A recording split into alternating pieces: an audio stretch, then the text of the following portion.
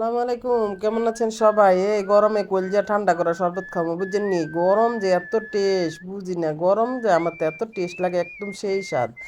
এই শরবতটা খাইবেন আর কইবেন গরম যে কি টেস্ট লাগে, সেই স্বাদ লাগে। তখনই দেখবেন গরমটা কমে যাবে, গরম যে কই ফলাই যাবে আর বুঝতেই পারবেন না। মাঝে মাঝে এই শরবত খাই, নাইলে যে পরিমাণ অজর দ্বারা বৃষ্টির লেহেন গাম পড়তেই থাকে পড়তেই থাকে পড়তেই থাকে, পরে কলম একটা হাসপাতালের কামড়ে গিয়ে যাবো, বুঝছেন নি?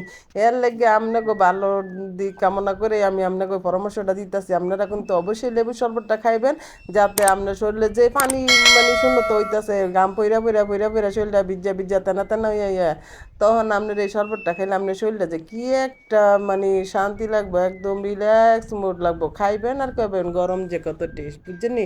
এরপর আলাদা এটার মধ্যে আপনারা করবেন কতরি। প্রথমেই লেবু কতরি চিপে নেবেন, বুঝছেন? এই লেবু কলম একবারে দুই তিনটা সমানে দিয়ে দিবেন, নাইলে তো আর লেবু শরবত হইতো না, বুঝছেন না? বেশি করে লেবু দিয়ে দিবেন। তারপর আপনার লেবু দিয়ে শরবত বানায় তারপর আলা খাইবেন, বুঝছেন? প্রথমে লেবুটি ভালো করে চিপেলুন, সুন্দর করে চিপেন, বুঝছেন নি? একবারে যদি চিপতে লইলে আপনার হাতের কোনো ব্যথা লাগে, তাহলে করবেন কি, একটা লেবুর মেশিন কিনে নেবেন, কিনা লেবুরি ভালো করে একবারে চিপতে তারপরে করবেন কি, ফ্রিজের পানি কিনা কত্তুরি এক বোতল লইয়া ডব ডবে করবেন কি, সব ডাইলা দিবেন, ডাইলে না দিয়ে তারপরে এটার মধ্যে আপনারা কি কি দিবেন জানেননি? এই জিনিসটি না দিলে কিন্তু আবার একটা শরবতটা টেস্ট লাগতো না। এটা করবেন কি, প্রথমে আপনারা স্বাদ মতো লবণ দিয়ে দিবেন, তারপরে বিট লবণ কিন্তু অবশ্যই অবশ্যই দিবেন। বিট লবণ ছাড়া কিন্তু আবার শরবত আমার তো একবারে ফাঁসা ফাঁসা লাগে, বুঝছেন? বিট লবণ না দিয়ে তারপর আবার চিনি দিয়ে দিবেন কত্তুরি, চিনি ছাড়া তো আবার হইতো না, টক মিষ্টি তাইলে না শরবত মজা হু দেয়। যদি আপনারা খালি একটা লেবু শরবত খাইলেন তাহলে তার ভালো লাগতো না। আর যারা চিনি পছন্দ না করেন হ্যাঁ খায়েন না, বুঝছেন? যাকে সুগার বেশি।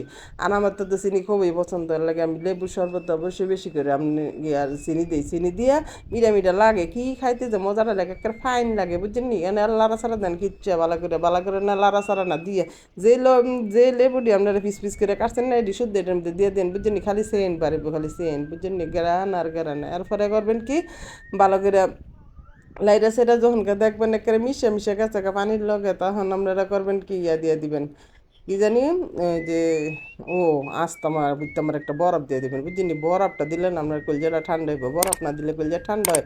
ফ্রিজের যে কত দাম, এইটা খালি গরম এলেই বোঝা যায় যে বরফটা না খেলে কলজাটা যেন কেমন আগুন জ্বলে, বুঝছেন? আর এই ঠান্ডা পানি না থাকলে কি আর বাঁচতাম নাইলে গো। মানে দেন লেবুটা না একটু সুন্দর করে সাইজ করে একটু একটু কাইটে নেবেন, কাইটে লেলে একটু ডিজাইন ডিজাইন করে খাইবেন, তো না ভালো লাগে দেখতে, বুঝছেন? যে জিনিস দেখতে সুন্দর সেই জিনিস তো খাইতেও সুন্দর, খাইতে নিলে কি একটা ভালো লাগে। দেন ডব ডব করে একেবারে শরবত দেন না গাইলে সব পোলাফেন মোলাফেন যা আছে গরিবতে সব দিতে খাওয়াই লেবেন, বলে তাড়াতাড়ি খাই এলো শরবত। আর পরে না পোলাফেন আরো বেশি যত মানে খেলাধুলায় থাকবো, আর নাইলে পোলাফেন যেই সুন্দর করে অসুস্থ হইতেছে, বুঝছেন নি? একবারে কিন্তু একটা মাথা নষ্ট হয়ে যাবে। এর লেগে প্রতিদিন আমরা দুই বেলা করে হ্যাঁ করে গরম পড়লে শরবতটা বানায় খাওয়াবেন, ভিটামিন সি, বুঝছেন নি? আর এই কলজা ঠান্ডা করে শরবত খাইলে মনে করবেন আপনাকেও ভালো লাগবে, বাচ্চাটিরও ভালো লাগবে, কোনো সমস্যা নেই। এটা খাইবেন, অবশ্যই খাইবেন। আর কইবেন গরম যে কি টেস্ট, গরম যে কি টেস্ট, দেখবেন গরম একবারে দৌড় দিয়ে দিছে। আর ভিডিওটি ভালো লাগলে বেশি বেশি করে কমেন্ট করে দিয়েন, লাইক শেয়ার কমেন্ট করতে ভুললেন না। গরমের মধ্যে ঠান্ডা কলজা ঠান্ডা করে শরবত খাওয়ায়।